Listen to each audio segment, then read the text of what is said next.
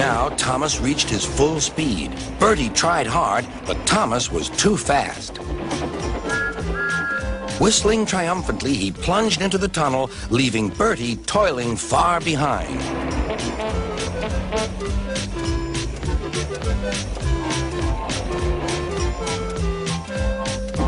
"We've done it! We've done it!" panted Thomas.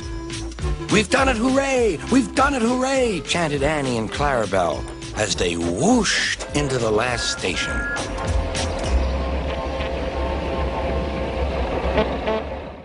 Ahead of him was a very big puddle.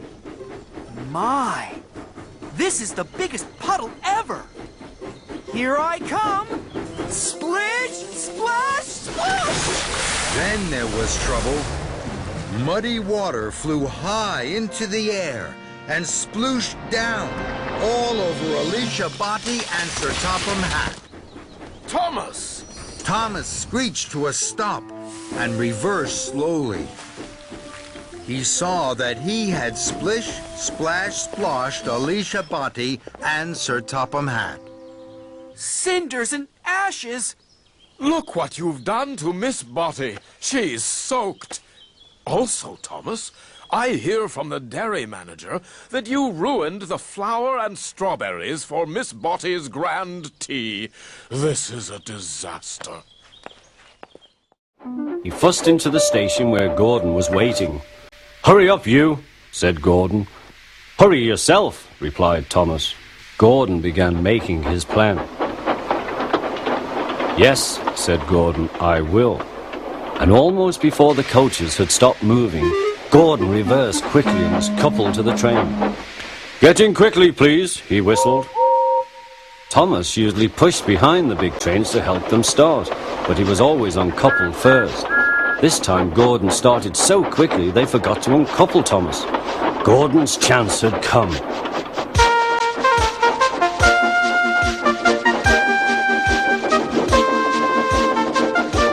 Come on, puffed Gordon to the coaches.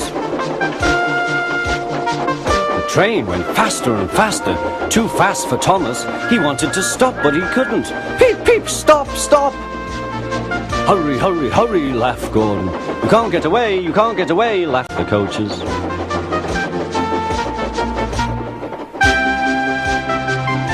Poor Thomas was going faster than he had ever gone before.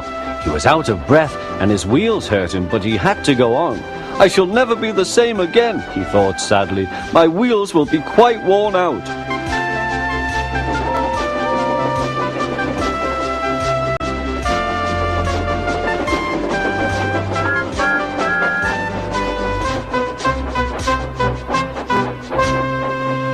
At last they stopped at a station. "Look," called some boys, "there's a new tank engine." "Oh, it's only Gordon," back to front. "Hello," called Thomas, "playing tank engines? Sensible engine. Take my advice, scrap your tender and have a nice bunker." Gordon said nothing. Even James laughed when he saw him. "Take care," hissed Gordon, "you might stick too." "No fear," chuckled James, "I'm not so fat as you." I mustn't stick, thought James. He stopped on just the right place to balance the table. It could now swing easily. Gordon arrived in time to see everything. James turned much too easily. The wind puffed him round like a top. He couldn't stop.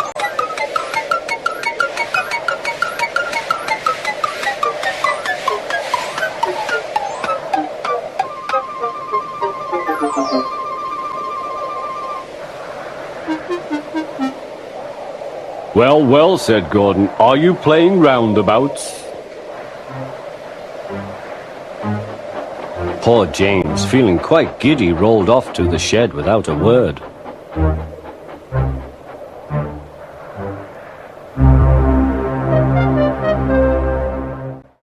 Then Henry came by, hissing as usual. "Chee!" went Percy. Henry jumped and ran back to the shed.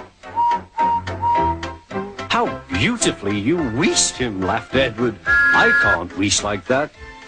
Oh, said Percy, that's nothing. You should hear them in the workshop. You have to wheeze loudly to make yourself heard. Percy opened his eyes. Gordon had stopped with Percy's buffers a few inches from his own. But Percy had begun to move. I won't stay here. I'll run away, he puffed.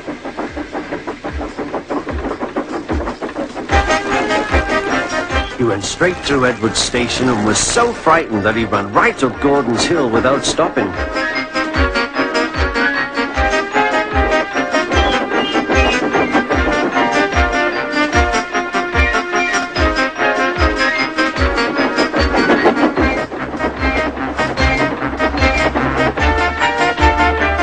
After that, he was tired, but he couldn't stop. He had no driver to shut off steam and apply the brakes. I want to stop, he puffed. The man in the signal box saw Percy was in trouble, so he kindly set the switch. Percy puffed wearily onto a nice empty siding, ending in a big bank of earth. He was too tired now to care where he went. I want to stop. I want to stop. I have stopped, he puffed thankfully. He rushed into a tunnel thinking how clever he was, but there was trouble ahead. "Cinders and ashes," said Thomas. "I'm stuck." And he was. "Back, Thomas, back," said his driver. Thomas tried, but his wheels spun and he couldn't move. The conductor went back for help, while everyone else tried to dig the snow away.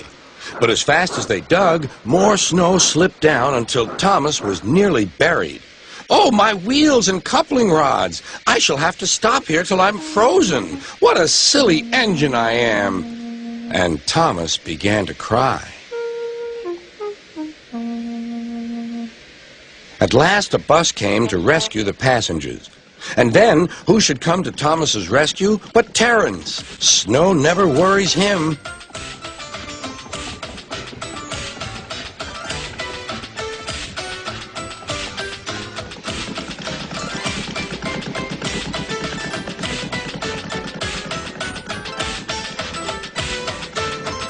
He pulled the empty coaches away, then came back for Thomas.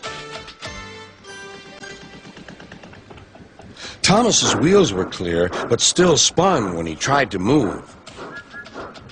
Terence tugged and slipped and tugged, and at last dragged Thomas clear of the snow, ready for the journey home.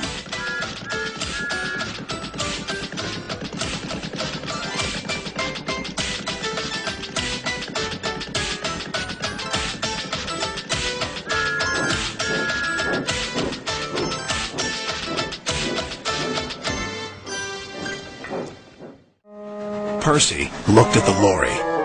"What's this lump of steaming scrap iron?" he teased. "I'll be back," replied the lorry, "so you can wipe that silly smile off your smoke box." "Ha!" said Percy, and wheezed him loudly. Then Butch, the breakdown vehicle, arrived. He was towing the lorry from the flour mill. "What happened?" asked Toby's driver. "He was overloaded with flour," came the reply, "and he broke down." "Not very useful now, are you?" said Toby. "Grrr," replied the lorries. Then James whistled excitedly. "They're bringing in the third lorry on a barge." "What happened to that one?" James asked. "Stupid lorry was reversing and fell straight into the sea," said the tow truck man. The 1920s. Big City Port was the biggest harbor in the world. It was a time of change and great opportunity. Nobody knew it better than the hard-working tugs, whose strength and big hearts made them popular with everybody from tramp steamers to ocean liners. Important jobs in the port often kept them working night and day. My tugs, the Starfleet, were no exception. I had 3 harbor tugs: OJ, a Paddleston, Warrior, and Big Mac. A railway tug, Top Hat,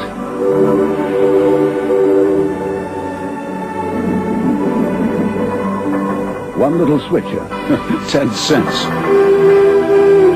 And Hercules, my ocean-going tug. They were a good crew, striving to be the best in the port.